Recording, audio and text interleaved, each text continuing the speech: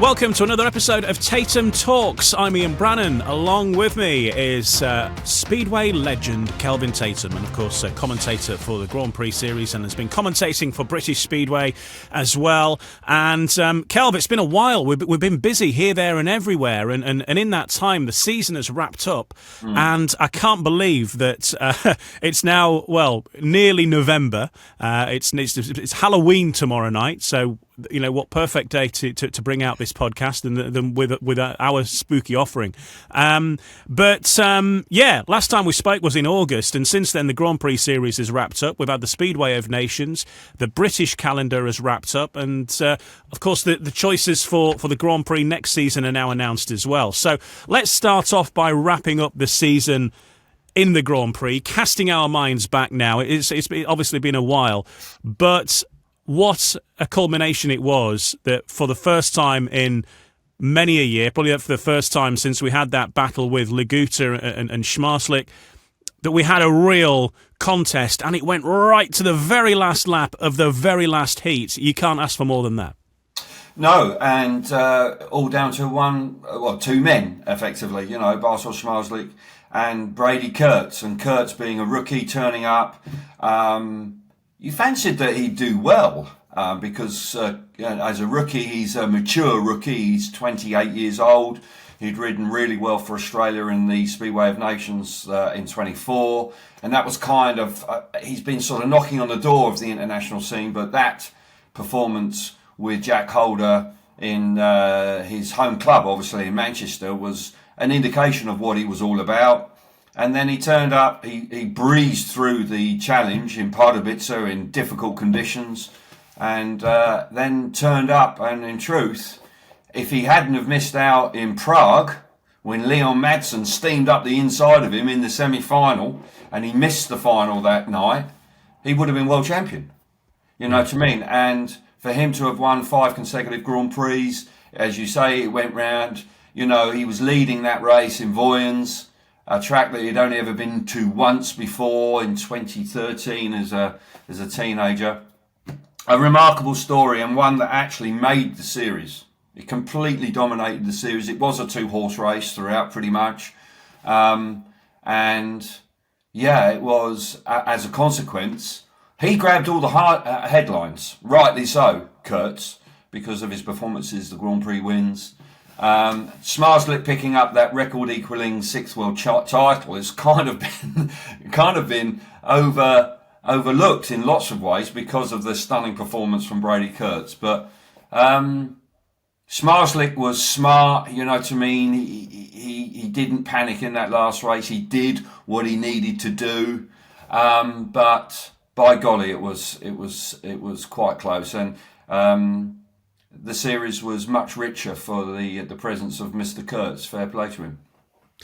Yeah, as you say, a fantastic performance for any rider, but as you say, particularly in a debut season as well, because we can see sometimes that riders do struggle. But I think coming into it, he did come in on good form as well, did Brady Kurtz. You felt that he had the bit between his teeth. He had a couple of early performances that sort of signified he wasn't going to be there making up the numbers. But then to get on that roll in the second half of the season, and in the end, of course, it's 1 point. And there was a shed chain for him as well. I think, was it in Prague? He had a shed chain. He had 1 or 2 dodgy rounds at the start earlier on. But these small margins in the end made the difference. Yeah, the fine margins. I think actually when I was looking back at it, I haven't done recently, but I think it was 1 point from the sprint races, which actually enabled Bartel Schmarslik to win the World Championship again and retain his title. And that's how close it was. Sprint races, obviously, we had half the series with those.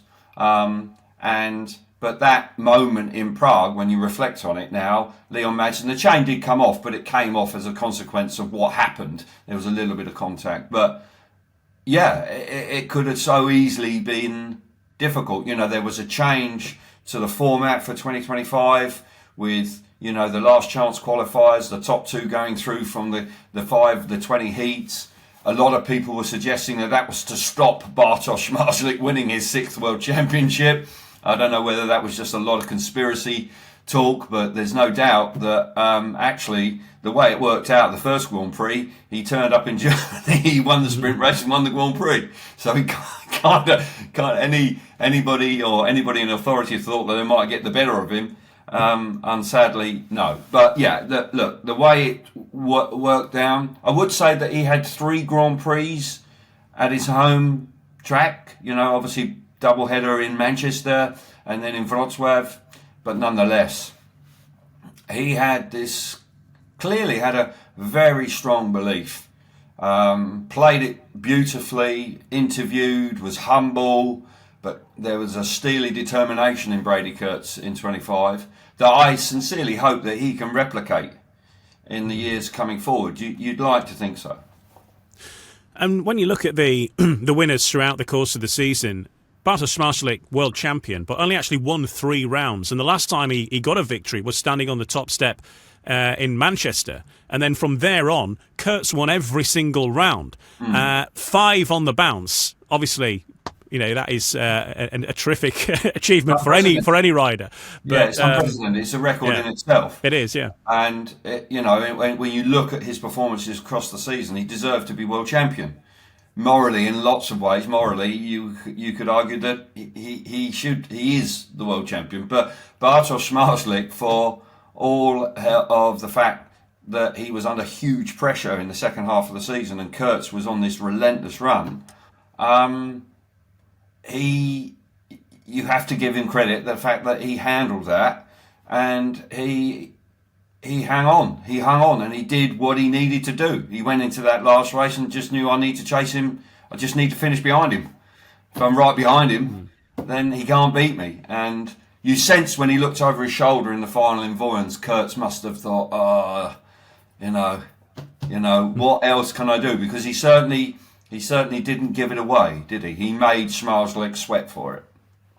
I think I'm right in saying this. I don't have the actual stats to hand, but I think somebody looked back that in the history of the Grand Prix, based on the amount of wins and points he would have gotten and all the rest of it, that I think in all bar, I think it was 7 Grand Prix seasons, Brady Kurtz would have been world champion. He'd done enough to be world champion in pretty much any other year. But yeah, as you say, the sprint race maybe changed it and brought it closer for Bartek in the end. But another rider that also needs credit too, of course, is Dan Bewley. We had a British third place there as well on the podium, and of course, Robert Lambert had a bit more of an indifferent year this year based on his previous experience, but obviously still did very well overall. But Dan Bewley getting on the third step as well. 2 Bellevue riders, so great for British Speedway in that regard, and only beaten by Szmartlik. Again, a terrific effort from Dan Bewley to get himself in that final mix. Yes, and Dan is, a wonderful Speedway rider. He's arguably, the most talented Speedway rider out there. At times, he will have a meeting where it sort of passes him by.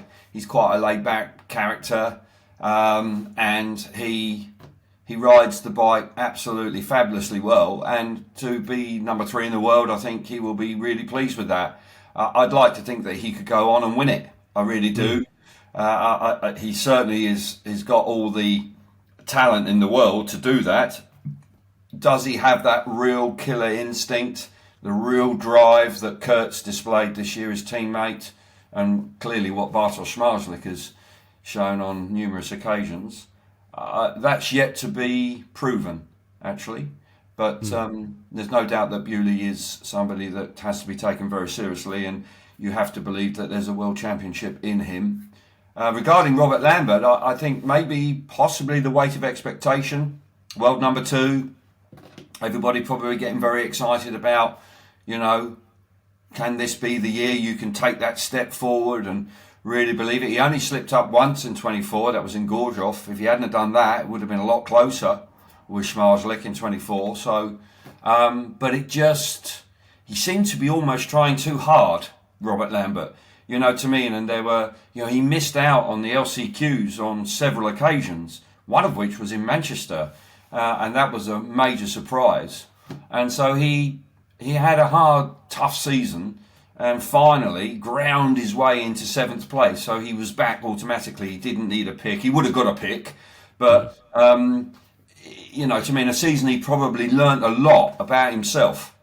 this year, Robert Lambert. You know, having had a fabulous season in 24, 25 not going to plan, but when you go through those difficult seasons, you probably learn a lot more about yourself, and there's more to come from Lambert, definitely. And we are blessed in Britain that we have two such quality riders. So looking at the lineup for 2026, obviously Bartosz Zmarzlik, Brady Kurtz and Dan Bewley are there, and along with Freddie Lindgren, Jack Holder, Andrei Lebedevs and Robert Lambert. So they were secure after the last round. There were one or two other riders as well who managed to qualify through other means, of course, because we had the SEC going on, and also there was the GP Challenge as well. So we know that we've got that sort of call there. Let's talk about the wildcards first up, because this is where, obviously, you know, there's qualifications to be had and what have you, and people earn their right one way or the other. But the organisers had three choices to make, and they brought in Max Frick. You can see, fair enough. He made a good account of himself, just missed out. Fair enough. But Jason Doyle and Ty Woofenden. Now, obviously, two former world champions there. 4 world titles between them, and riders that have been great servants to the Grand Prix series overall. You can maybe see Jason Doyle, the argument there. He was going very well until it wasn't, for him. But Ty Woofenden, big gamble, I feel. Obviously, we know what he's capable of. We know what he brings to the sport. But as a rider, there is surely a question mark, Kelv.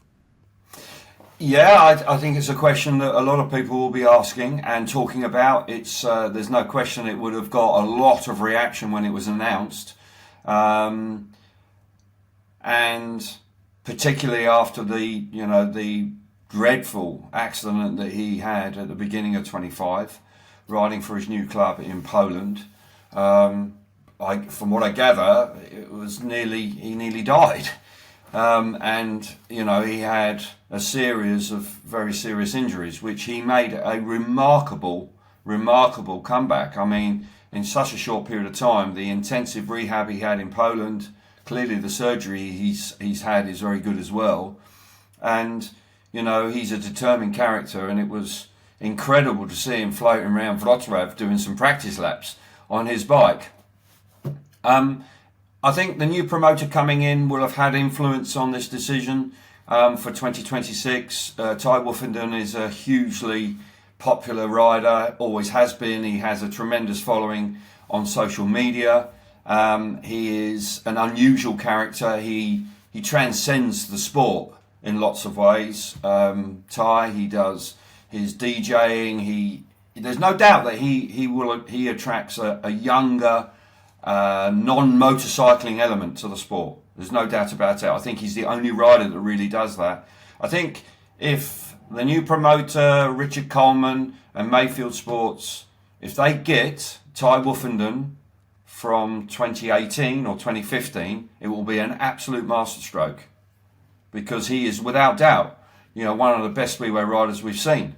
He's hugely, from Britain's point of view, the most successful British rider ever. He was in decline prior to this. He'd lost his Grand Prix status, and Wrocław had released him. Brady Kurtz, ironically, replaced him in the Extraliga in Wrocław.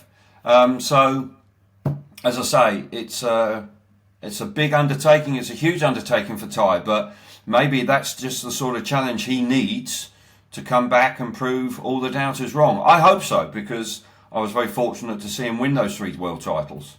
So yeah, Jason Doyle, I think I can see it. He was very determined. He had a big injury in Warsaw, but he showed great determination, didn't he, to keep coming back, to finish the series, to try and show willing. Didn't throw the towel in.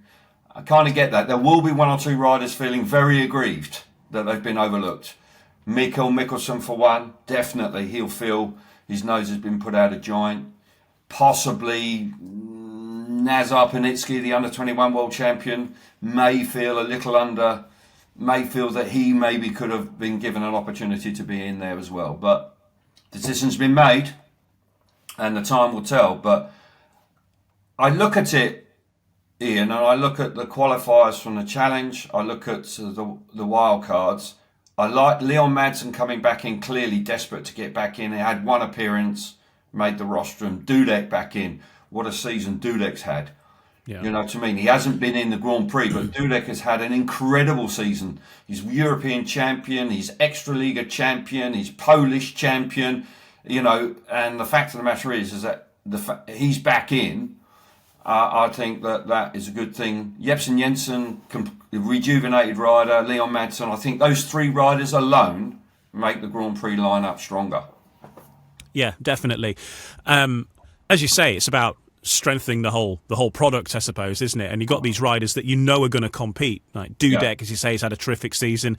He's been terrific in the Grand Prix before, just had that one sort of dodgy year, fell out of contention, and it can be, if you don't get that wild card, you know, a long road back. But he's done it, and he's back there now. And I think sometimes riders that find themselves in that position, Ty Woofenden maybe being one from the previous time, and obviously had a lot going on in his life at the time, but found life hard initially in the Grand Prix. You drop out of it, you come back again, a different rider, and you're more determined not to get yourself in that position again.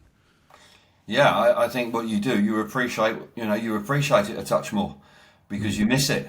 Ty was very young when he came into the Grand Prix initially and then dropped out, and clearly more mature, more determined, and look what happened. I think Dudek, more mature guy, he's in his 30s, he's been a world number 2. He lost his way, Dudek, for a couple of seasons. You know, to me, he really was floundering around. But clearly, all the bits of the jigsaw are back in place. And as I say, he's been red hot throughout the season. But I think for Mayfield Sports Events, the promoter for the Grand Prix moving forward, I'd like to think that they will be pleased in the fact that they are getting a lineup that is more attractive. In my opinion, it's more attractive than ones we've had in the recent seasons. When you throw in Bewley, Lambert, Kurtz, Schmalzlich, Dudek, Jepsen Jensen, Leon Madsen. Leon Madsen's been a world number 2. It is, without, even though the two Russian boys aren't there, which is obviously, it looks like that's never going to happen. The lineup to me looks more attractive. And it was interesting doing an interview with Jepsen Jensen at the start of the season. He was at the British Speedway press launch thing. Mm-hmm. And, you know, it sounded kind of like a bit pie in the sky at the time. And he said, well, I'm here. My aim for this season is to get back in the Grand Prix.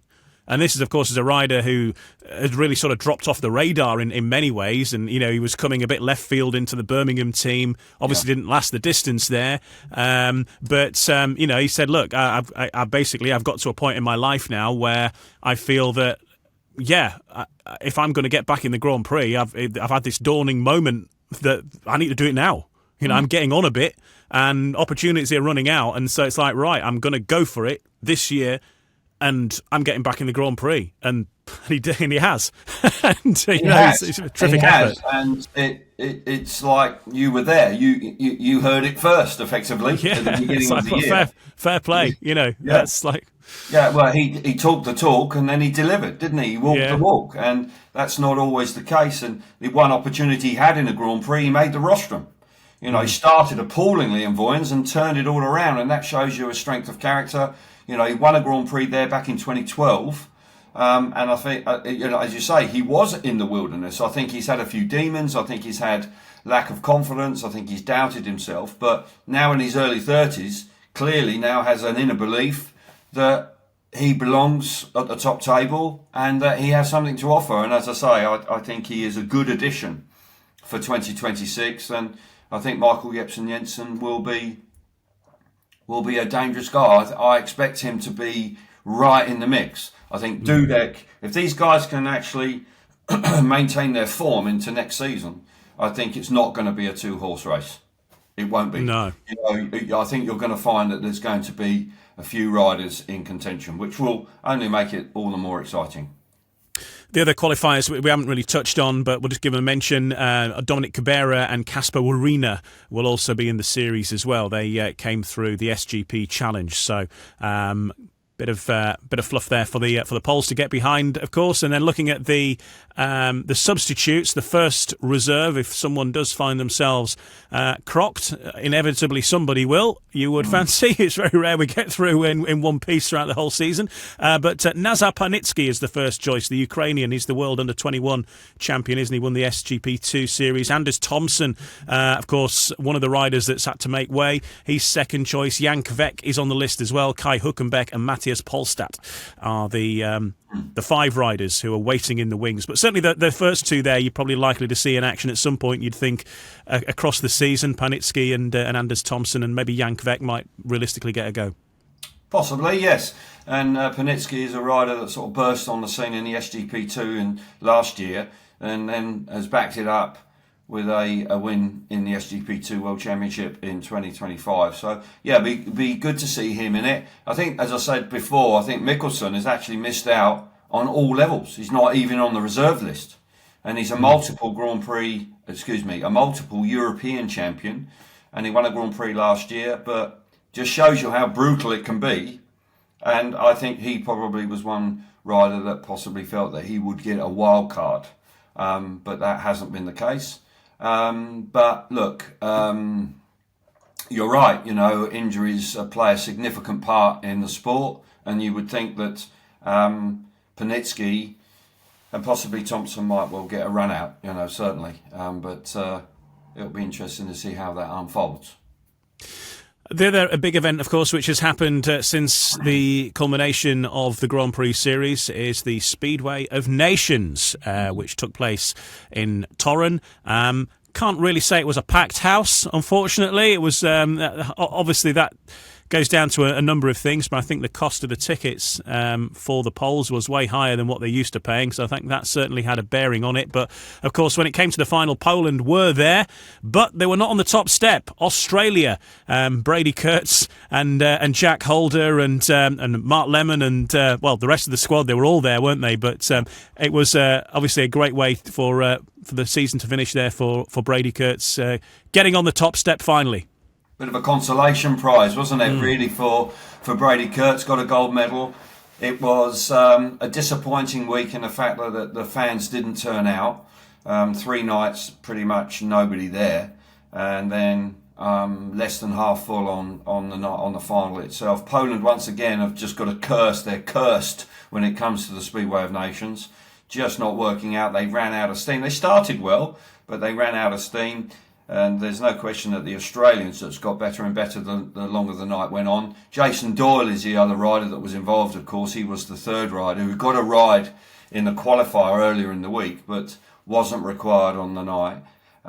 So a fabulous victory for them. But I would say concerns about the Speedway of Nations. Britain, the reigning champions, they just didn't get going. They didn't combine well. And it was an off night for Lambert and Bewley.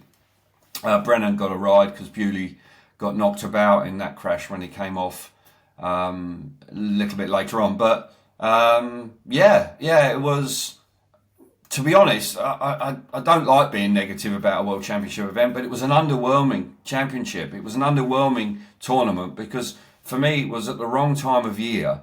It was after everything had completed in Poland. They'd had their playoffs. Torun 2 weeks before had been a full house for the Extraliga playoff final first leg, and it's freezing cold in Poland at that time of year. Very, very cold.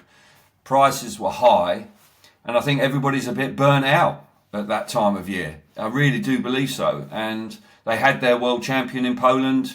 They don't really like the Speedway of Nations. They never have. And unfortunately, they didn't attend in the numbers that would ordinarily. I think if it had been in the summer where Cardiff had been pulled, if it had been put in the summer to pack out the summer section, I think that would have worked much better. But there we are.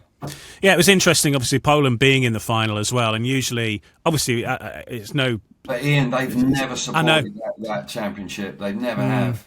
But that's quite telling, isn't it, though, considering what they will turn out for Speedway in great numbers, even 3rd Division Speedway. To have international riders there and they're not turning up tells you there is a problem somewhere in probably the pricing, because they'll Yes. turn up for Speedway. They don't really care who the riders are. They're going to turn out to see these riders going against it. But I think it was something like double or treble what they're used to paying. It was like, Well, or maybe actually no, well be- five times more. I think it was. Wow. In some if places. that was, Yeah. if that were the case, then clearly the ticketing was pitched at a ridiculous height. I would suggest that the previous incumbents had to promote that meeting. There was no way that the Torren promotion would have taken that on at that time of year. I cannot believe that, and I suspect that that's why the ticketing was so high.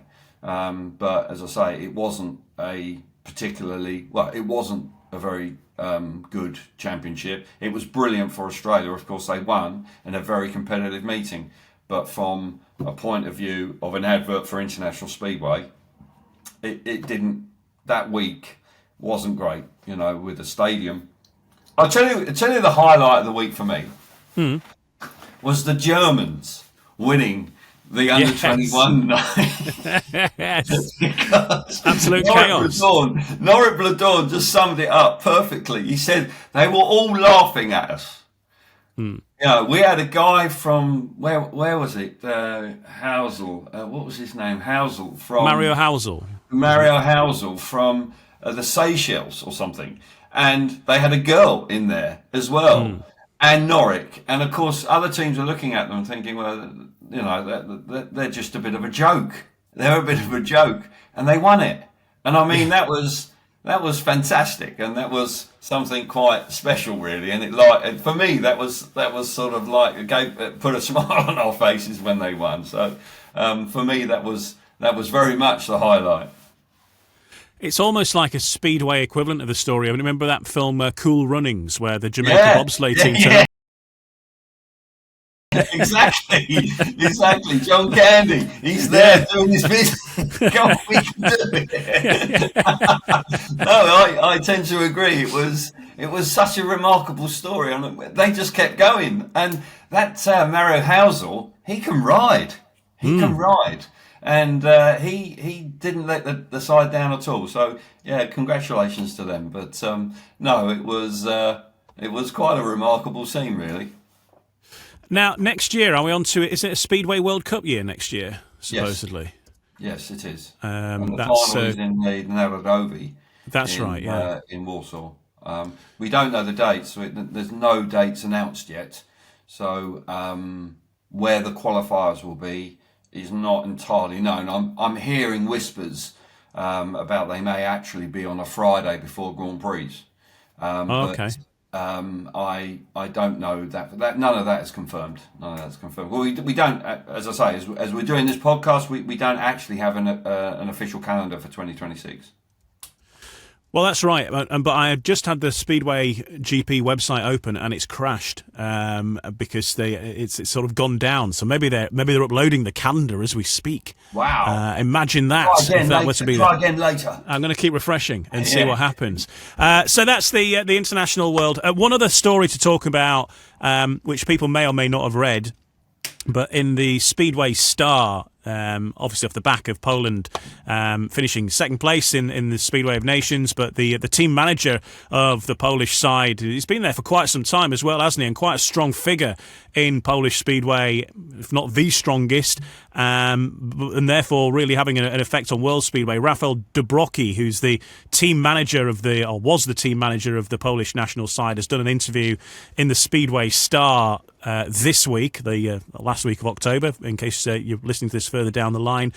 Well, he's gone in on a few different things, hasn't he? He's talking about the bikes, he's talking about the FIM, he's talking about the Speedway Grand Prix series and many other things, and some quite strong views there, Kelv. Yes, he has.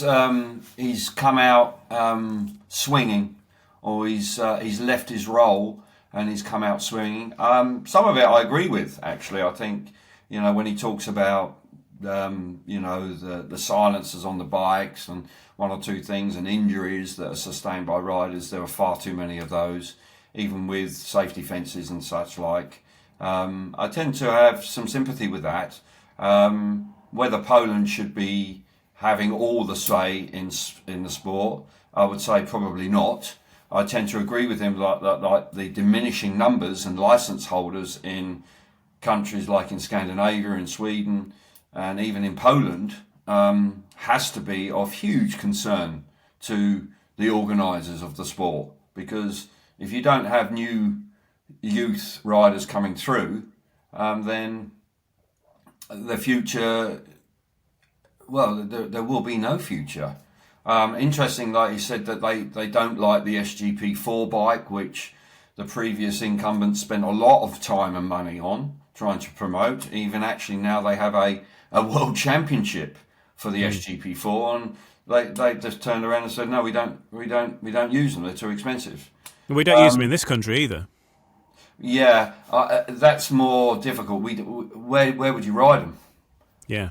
That's a major problem in the UK, is that there are one or two places you can ride them. But if you're a dad and a lad and you buy one, you might be living in Sussex, but you've got to go a vast distance. You can't go to your local club at Eastbourne or Suffolk, or even if you're in the Midlands. Where can you actually ride these bikes? That is a big problem. That is a big problem.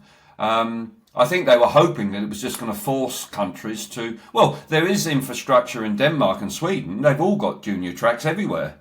But the take-up of the bikes hasn't been as much as they would have liked. The sport generally, with the lack of numbers and the lack of licence holders coming through, is a problem.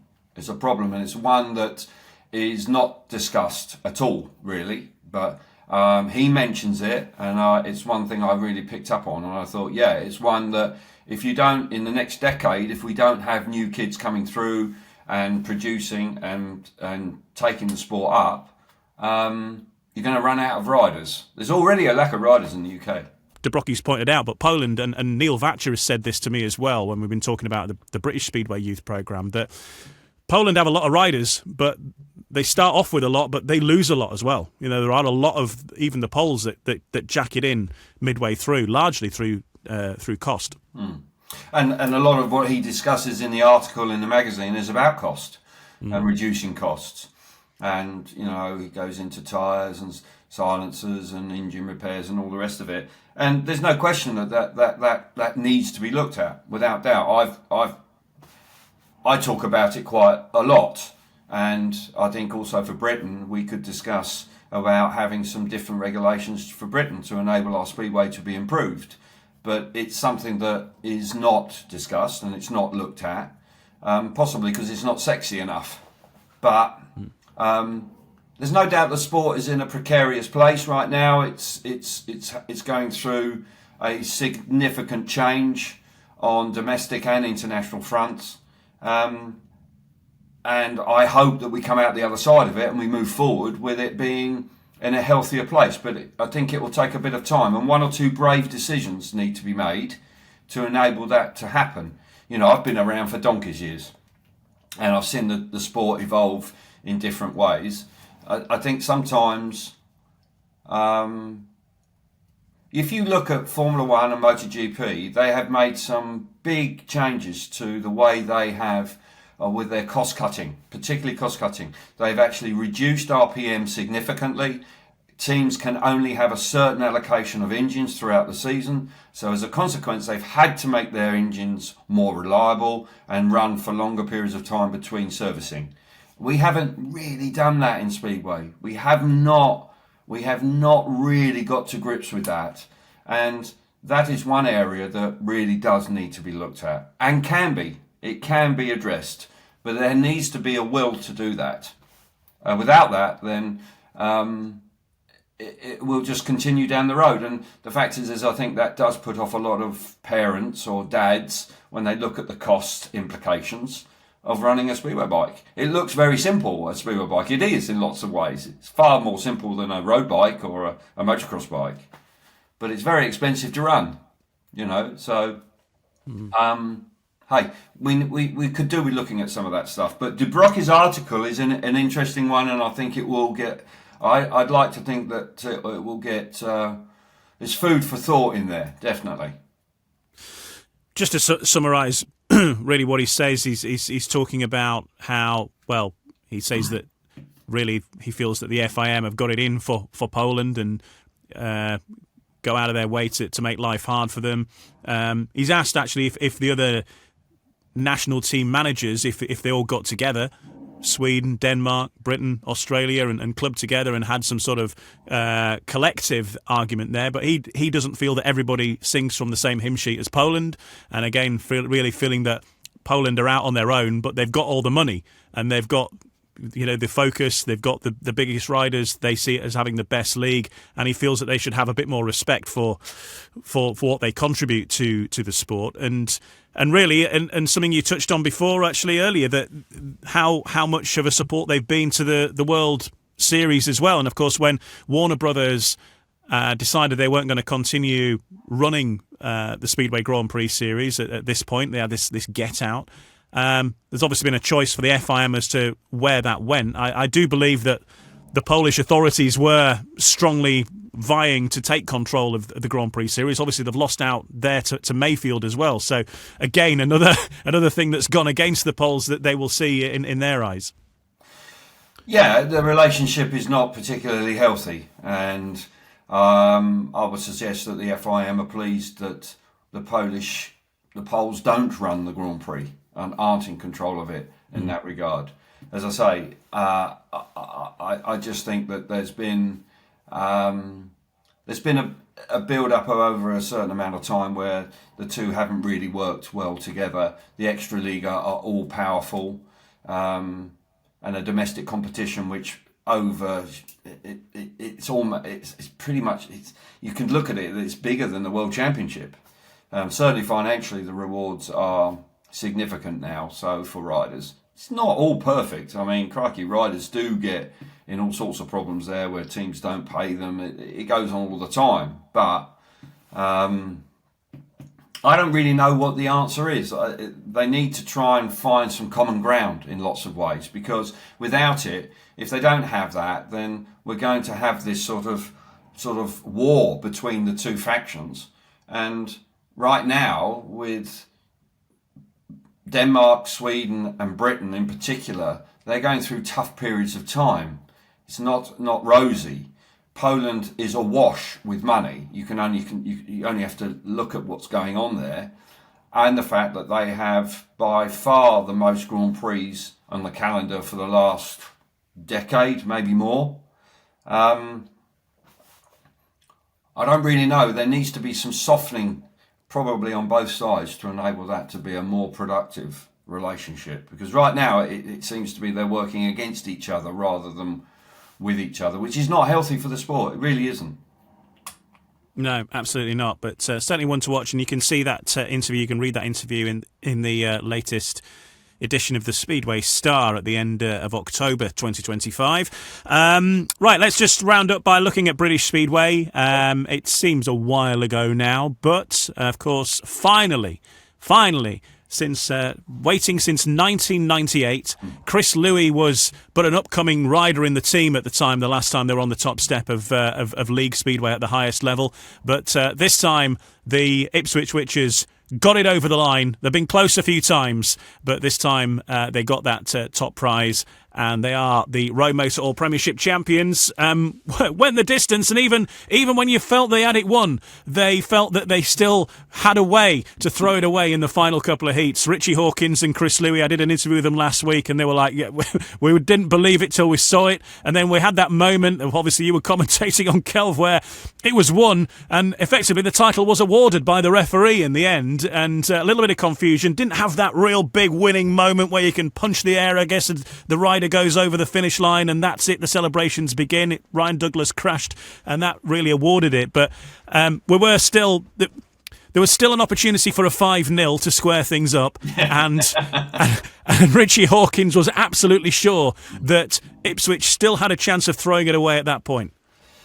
Yeah, they were on tenterhooks, weren't they? And I think it was probably the last 4 races where really and truthfully they should have wrapped it up. But it just, remarkably, I think they were 9 points up with 8. Well, they were 8 points up, and there was 9 available. I can't remember exactly, but they would have needed to have had 2 5-0s to have lost it. I mean, it was unlikely it was going to happen, but it did drag its feet all the way to Heat 15. And then, as you say, rightly say, it was a slightly anticlimactic way to be crowned champions when it was a race that was awarded. And effectively, the referee awarded the race. And as a consequence, Ipswich were then crowned the champions. I'm pleased for Chris Louis because he's a friend of mine. And I fancied his team. I thought the signing of Tom Brennan at the beginning of 25 was an astute one. They had a nice team. They sort of wobbled a bit when Jason Doyle was injured with that dislocated hip. But finally they got it over the line. They should have been champions in 2023 when the Sheffield Tigers overturned an 18-point deficit, which was an extraordinary night for the Sheffield Tigers to have won. Last year they very nearly got to the final, but just basically, with two top men out, that was a very tall order. But they've done it, and I think the ambition and the determination and from the club to keep going. They could have thrown the towel in, they could have got fed up with it last year where they lost the riders, but fair play. Saifutinov, Doyle back, signing of Brennan, I think it was Birmingham the year before. That would have been, to me, clearly, the determination to try and win the championship was still burning bright. So fair play to them. Leicester, I've got to say, Leicester played their part. They dragged it. They pushed them all the way to Heat 15. They didn't capitulate like they did against Bellevue the year before. That was one-way traffic against Bellevue, Leicester Lions, and the Leicester Lions have done remarkably well to make two grand finals, but that will hurt, won't it? That will hurt that you lose two finals. But no, the Ipswich Witches, they've done it. Fair play. And they obviously getting that knockout cup a couple of years ago, that was a big moment because they really had gone without celebrating a major trophy at all in that period. And they had that era, of course, in 1998, that team they had with Thomas Golub in there and Tony Rickardson and Scott Nichols, of course, was part of it too. And, it was a strong side. And you wouldn't have thought a team that went through, was on that sort of form, would wait so long to get back to silverware again, but you just need that bit of luck, obviously they've moved leagues once or twice as well, but finally getting that job done. And as well, as you say, keeping the big riders fit at the right time of the season. They had that wobble, and Dan Thompson also got himself injured, didn't he, as well? But, again, it's been key performances throughout. Adam Ellis also had his say. He missed out in that very final round as well, didn't he? But yeah, I had Keenan Rue come in, who was Keenan Rue. He actually had the Kevlars. Exactly, he rode. Adam Ellis was there, but the Kevlar suit was roaring around. But Keenan Rue came in and did a good job. But he slotted straight in. It was his former club, of course. He would have been quite comfortable. Big booking to take, but fair play to him. But yes, it was a good team performance. They didn't always rely on the top two throughout the season. At times, actually, Doyle and Saifutinov probably weren't as strong as they had been in previous seasons. But as you rightly say, Dan Thompson, Danny King chipping in there. It was Tom Brennan who probably had an indifferent start to the season, but turned it around and had a good finish to the season. All the best to Tom anyway. Obviously, he's injured at the moment, that nasty leg break in America. But I'm sure he'll be fighting fit by the beginning of next season. But no, the Ipswich Witches, I'm sure they're chuffed to bits. And the reaction from the community and the sponsors and everything, after the previous two seasons, it will be very sweet for them. Just looking at the British Speedway website at the moment, they've got a vote going on of a few different categories, and get your thought on this. And they're talking about the most improved rider and the sort of signing of the season and things like that. And I think we've talked about this already, but I think, as you just touched on, I think Tom Brennan probably would be the signing of the season in terms of what he brought to the Ipswich Witches, and obviously ultimately getting a league title. Yes, because with the way the averages work, with primarily a British team, they get a reduction in averages. They were able to keep the remainder of the teams. They were able to keep Ellis, King, Brennan, Dan Thompson as I think he was still the rising star, was he? He was, he was the rising star last year, but he outgrew it because he'd established an average over, I think if you have an average over 4, you're not allowed to be a rising star anymore. So he'd outgrown that, but they were able to keep him in because he had that 25% reduction on his average, having progressed out of rising star. But they had Jordan Jenkins in the team already, who did still qualify to be a rising star. So he dropped into that. I got confused. It was Jordan Jenkins. But the way they were able to build their team, it was clever, and it enabled them to establish. And with Brennan coming in, I know they switched the racing order around a couple of times, but actually when you had, Saifutinov at 1, Doyle at 5, or the other way round, and Brennan at 3, I think that gave a really cool balance. King at 2, Heat 8 with him in there. Dan Thompson at reserve obviously was devastating at times. He did have a period of time at 4, which was a big step up, and he didn't disgrace himself, but there's no doubt that he was very effective when he was riding as a reserve and could pick up extra rides. I think Jason Edwards, actually replacing Jordan Jenkins, did a decent job as well. He was steady and can't be overlooked. He picked up valuable points, but yeah, they weren't just a 2-man team. Actually, they actually were a team, and at times they had to lean on different areas to get to the latter stages. And yeah, they did, brilliant stuff. So they're talking about most improved rider of the year, and they've got a short list here. They've got Ryan Douglas, Leon Flint, Eric Riss, or Dan Thompson. I don't know, improved rider. You probably have to go for Ryan Douglas. I think he's been solid. He's gone under the radar a little bit, but when you look at Leicester, and certainly when Leicester got those victories over Sheffield repeatedly over the course of the season, that he was the rider that was there getting the wins. And I think a lot of fuss is made over the top level riders, about obviously Max Frick in that Leicester side as well. I think he was the top point scorer this year, but I think he and Ryan Douglas, between them, really sort of became a bit of a spearhead for Leicester that certainly got them through to the final stages of the season. Yeah, you can't overlook Sam Masters either. Sam Masters rode very well at Allerton in the semi-final. There's no doubt about that. But yeah, you know, Ryan Douglas is certainly in there with a shout. He's a more mature rider. He's a bit of a slow burner in lots of ways because he's I think he's 30 now, Ryan. So yeah, he's been around some time, but he has played a big role for Leicester in 2025. I think Dan Thompson has played a very good role for Ipswich. That's a close call for me, but Eric Riss, unfortunately, partial season, you know. And the other rider, sorry? For the most improved was Leon Flint. Well, Leon Flint, actually, I picked him out as my rider to watch a couple of times at Sheffield, and on one particular occasion he was unbeaten. And there's no doubt that Leon Flint has a good level of ability, just needs to produce it on a more regular basis. And if he can do that, then he will be the rider of Most Improved Rider of the Year for 2026, if he can become a more consistent rider. But Ryan Douglas, I don't really have too many arguments against that. The Rider of the Year, we'll do this one, this is the big one. And the nominees for it, Dan Bewley, Max Frick, Jack Holder, or Brady Kurtz. Now, you look at that list there, and actually statistically, in British Speedway, if you're just focusing on British Speedway and not the world scene, the best rider of the year, for the second year on the trot, by the way, is Max Frick.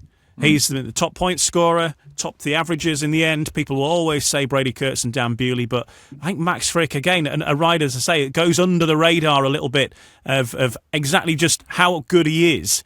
He's again for 2 years on the trot now. That's not a small feat. I like Max Frick, and I think the way he's ridden for Leicester this year in particular, he deserves to be the rider of the year. Obviously, if we're just focusing on domestic performances for your club in 2025, then yes, he's been outstanding, and even when he's been at Bellevue, he has certainly not been intimidated by Bewley and Kurtz. He's given a good account of himself, home and away. and he would be my man. I'd like to see him produce that sort of level of performance at the Grand Prix, because I think if he could actually have that mindset when he goes to the Grand Prix, he'd be in a lot more finals, because there's no doubt that he's ridden with real determination and confidence for Leicester Lions. So for me, I know those other riders have had fantastic seasons and have achieved a lot internationally around the domestic scene, but Max Frick, if you're just focusing on the Premiership, he's been terrific for Leicester. Yeah, a solid season, and well done. Well, I mean, all four riders have had terrific seasons in their own ways, of course, haven't they? But yeah, well done, Max Frick. Topping the score charts is not an easy thing to do, and but it's a lot easier when you're in a team that makes it all the way to the end of the season, I guess, as well. But agreed, yes, of course. And he had a team of mates around him that were all going well, but. I think this year, more than last year, I think he's just been more consistent. Like, there was always a hiccup in him. He'd have a meeting where he'd go 4 or 5, inexplicably just have an off night. But I think they've been few and far between in 2025. So, yeah, but he has been a genuine leader. He's been at number 1, and he's set the tone in that team. And I think for me, that's always been important, that your top man does that. Yeah. So the 2025 season draws to a close, and we're now waiting. Happening on the 12th of November. Okay. Nearly said 12th of never. Then that's not going to be the case. 12th of November, I believe, is the date. On my calendar. Well, all our calendars looking like that at the moment. But I guess in the days subsequent to that, we'll have a firmer idea of exactly what is or isn't going to be occurring in 2026. But we'll keep an eye out for further news there, and almost time to hibernate for a short while. Yes, obviously I've been actually trimming hedges and cleaning gutters and doing some domestic chores, moaning and groaning throughout. I must say, not very sexy at all. But I was on the roof of the garage actually earlier this morning, and I suddenly thought I need to get down from here because I'm chatting to you.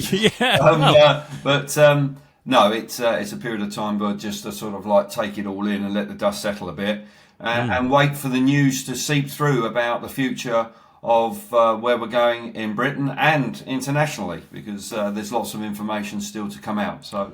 Look forward to hearing about that. Yes, still waiting for the full plan of what's happening with the Grand Prix rounds, where they're going to be happening and when, and all that kind of stuff. So that news will come out, and I guess when there is something to talk about, maybe we'll catch up again and dissect what may lay ahead for 2026. I'm sure we will. Okay, take it easy up there on the garage, and It's quite precarious, I tell you. I'll tell you what, though, you could always live stream your gutter cleaning. I'm sure there will be a market for it, Kel. Somewhere I think that could be a winner. Could go viral. Yeah. Because I've got this little air gun that actually I spray and actually blow all the rubbish and leaves out of the guttering. This is high tech stuff. It sounds fantastic. Absolutely covered and soaked at the same time, but it's quite fast. So I'm prepared to take the soaking because it actually speeds the whole process up. That's how I justify that move anyway. Yeah, it's extraordinary stuff. Sounds good. Yeah. Sounds good. Gutter cleaning with Kelv, I think is the way forward. There we go. Get it. Get it on there. Here I come. Get it on YouTube. Yeah. Fantastic. Brilliant. Cheers, Kelv.